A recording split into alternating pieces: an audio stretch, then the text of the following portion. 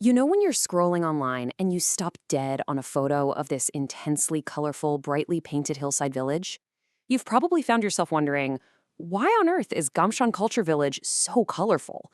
I mean, it's absolutely breathtaking. People actually call it the Machu Picchu of Busan. But what's wild is that behind those pretty pastel walls is a deeply moving history. And today, we're going to unpack exactly how this unique place came to be. Welcome to The Explainer. I am so incredibly pumped to guide you through this story today. We're looking at the Phoenix Arc of Gamcheon Culture Village. And look, this isn't just some cute design story about a pretty neighborhood. It is a dramatic roller coaster journey through the life, the death, and the literal resurrection of South Korea's most colorful hillside. So, let's decode this history together. Okay, let's dive into this. Here is our roadmap for today. Number 1, born from the war. 2, the Taegeukdo design role. 3, decline in the art revival. 4, the 3 million visitor boom. And finally, number 5, still a real neighborhood. All right, section 1, born from the war. To really get this place, we got to travel back to the early 1950s. Busan was actually serving as the temporary capital of South Korea during the Korean War. Now, Gamcheon roughly translates to sweet water, named after a local spring up on the hill. But back in the 50s, this wasn't some cultural hotspot. It was just a steep, completely barren slope. It was settled by Korean War refugees out of pure, absolute necessity. The land was cheap, it was out of the way, and these families were completely desperate. They built tightly packed homes out of literally whatever they could scrape together. Wood, rock, corrugated iron. Most of these makeshift houses were tiny, like under 33 square meters. Residents even had to share public toilets that were built during the war. So this was a community born entirely out of sheer survival. Moving right along to section 2, the Taegeukdo design rule. Now, you might assume a steep slope packed with refugee shanties would be total chaos, right?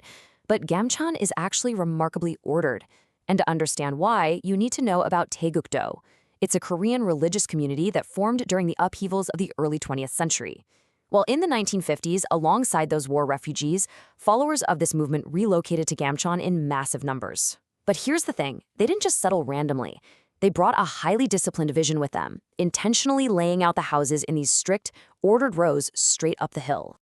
And this brilliantly illustrates exactly why they did it. As editor Jiwon Bai points out, look at how each row of houses steps back so it does not block the one behind. It is why the whole hillside gets light. It's just genius, really. This beautiful layout wasn't some happy accident. It was a strict rule of the Taegeukdo community. No home was ever allowed to block another's view or their sunlight. And because the terrain was so incredibly steep, they used these narrow stairways to thread between the homes instead of paving standard roads. It's this deeply considerate architectural rule that gave the village its famous terraced, layered look, the exact same look that later earned it nicknames like Korea's Santorini and, of course, the Machu Picchu of Busan. Section 3, decline and the arts revival. So, as South Korea modernized over the decades, the village really began to change. Gamcheon's life cycle basically follows 3 overarching phases. First, it was built out of necessity in the 1950s. Then, it slowly emptied out as Korea modernized and younger generations moved away to the big cities. And finally, it was radically reborn as a cultural village in 2009. But to really grasp how dramatic that decline in the middle phase was, we've got to look at the raw numbers. 30,000. Just take a second to really imagine that. By the 1980s, the population of this steep, terraced hillside had peaked at a massive 30,000 people. It was this incredibly dense, vibrant, bustling neighborhood. But then, fast forward to the year 2010, and that number plummets to roughly 8,000. Honestly, it's a truly heartbreaking drop. As the younger folks left for the modernizing cities chasing better opportunities, the older residents were just left behind. Houses were entirely abandoned. The district was drifting into severe decline, basically hollowing out from the inside. For all intents and purposes, it was a dying neighborhood. But local authorities refused to let it just fade away. Enter the 2009 Village Art Project. It was this bold, state-backed scheme literally named Dreaming of Machu Picchu in Busan.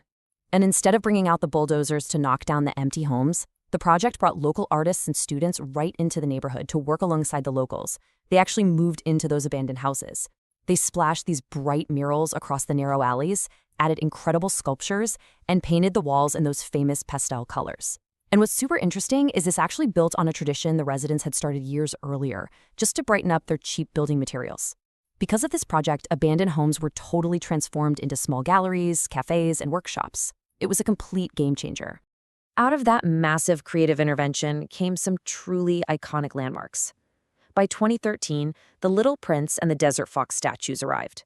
They were chosen as this gentle, universal symbol of rebirth for a place that was actively being reborn itself.